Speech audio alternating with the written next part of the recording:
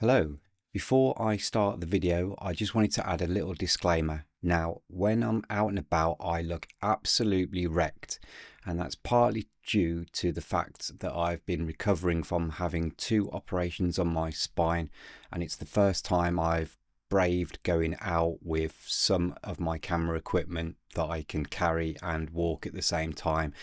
So apologies for looking absolutely wrecked, absolutely hot and absolutely flustered, but I hope that you'll watch along and enjoy the video nonetheless. Hello, and thank you for joining me on another video. This should be a glorious Sunday morning in July, but we have clouds, we have rain, but at the moment with hosepipe bans we could do with a little bit of rain, so it's totally fine by me. And also, this overcast weather is absolutely amazing for landscape photography. Now, I have come to one of my favourite locations, which is not a stone throw away from where I live, so it's noted as a location to go back to often. And if I just flip the camera around, this is what we have. We have wheat field with wheat that is imminently going to be harvested at any second. We have this minimalistic tree up on the horizon with these fantastic cloud fronts drifting across. So hopefully the intention is to set up the tripod and get that lovely minimalistic classic landscape photo of one of my favourite subjects, which is an isolated tree on the horizon with some kind of interesting foreground. Now, I've come out with my 16 to 35mm full frame lens on my Sony, so I'm just going to walk a little bit further just so we get this tree slap bang in the middle of the composition. So I've set my camera up on the tripod, and the first thing I do whenever I put the camera on the tripod is switch off my inbuilt image stabilization, because sometimes it can be a bit iffy and we can actually introduce movement if we've got the optical stabilization conflicting with the tripod. If I move back, you can see that the tripod is quite low to the ground. So the composition I'm going for is the wheat in the foreground, the tree in the midground, and then the clouds in the background. Probably going to have to focus stack this one because I'm quite close to the wheat down here, and with landscape photography ideally we want to have sharpness throughout.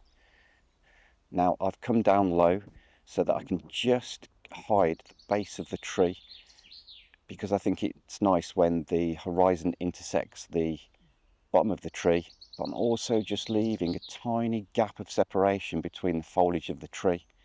So I'm going to take a couple of exposures. I'm going to take an exposure focusing about a third into the frame for the wheat, and I'm going to take an exposure into the other third of the frame if we're relying on the rule of thirds to get the tree in focus, and then I can always show you how to blend the two very quickly. Now with my camera settings, I'm going for an aperture of f16, which you might think is quite small, but I want to get that large depth of field. What we're trying to achieve is get the wheat in the foreground in focus and get the tree in the background in focus. Now I've got my shutter speed set at 125th of a second. I might not need that, but because it's a bit windy, I want to try and get the wheat as pin sharp as possible, and any movement that hits the camera sensor, that will be perceived as blur. And my ISO or camera gain is all the way down at 100.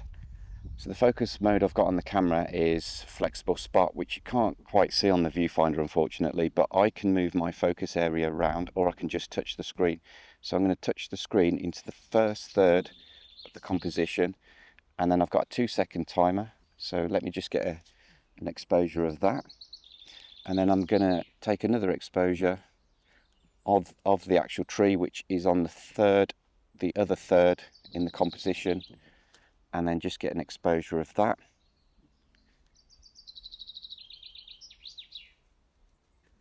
Now once I feel I'm happy with capturing both exposures for the foreground and the background in the field, I'm just going to quickly check the exposure on each image, and I can clearly see on the histogram that the exposure there is right in the middle of the goalposts. And then if I use my look at my blinkies, I've got nothing blinking away in my image, so that's fine. And that would be the case on the other image for either the foreground or the background. So even though it's the middle of July and it should be blistering sunshine, these are the most optimal conditions really you could ask for. The clouds act as a giant softbox, softening out the light. There's no harsh shadows or saturated colours, and it really helps to capture in camera without many adjustments that dramatic, moody, very subtle, minimalistic photo.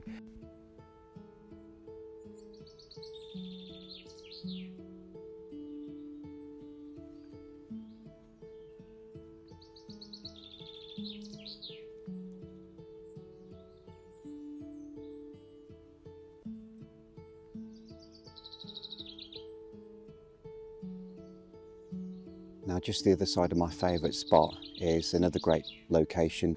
We have the tree, and we also have this leading line towards the tree, leading the viewer's eye up to the main focus point.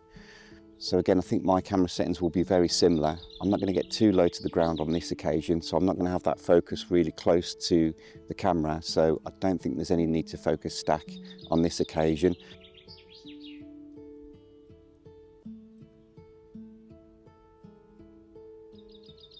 Again, I'm only a stone throw away from home, and I have some fantastic locations to come back season after season to get some amazing photography. So regardless of what you see online with people jet setting off to exotic locations, yes, that's brilliant, that's amazing, but you also have some fantastic scenery on your doorstep. It's all about just looking, observing and taking note and coming back time after time just to see what the seasons do and how the landscape changes.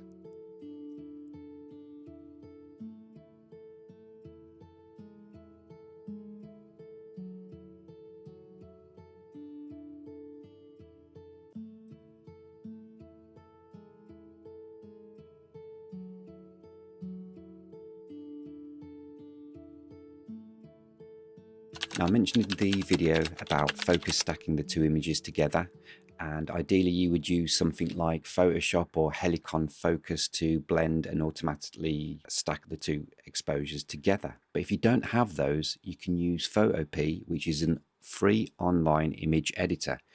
So all I'm going to do is just get my two edits from Lightroom, which I've edited the background with emphasis on the sky and edited the foreground with emphasis on the wheat. And once they're in Photopea, for the foreground edit, I'm just going to go to my layer, which will be by default labeled as background.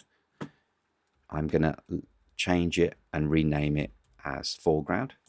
And then the background is fine because it's already named as background.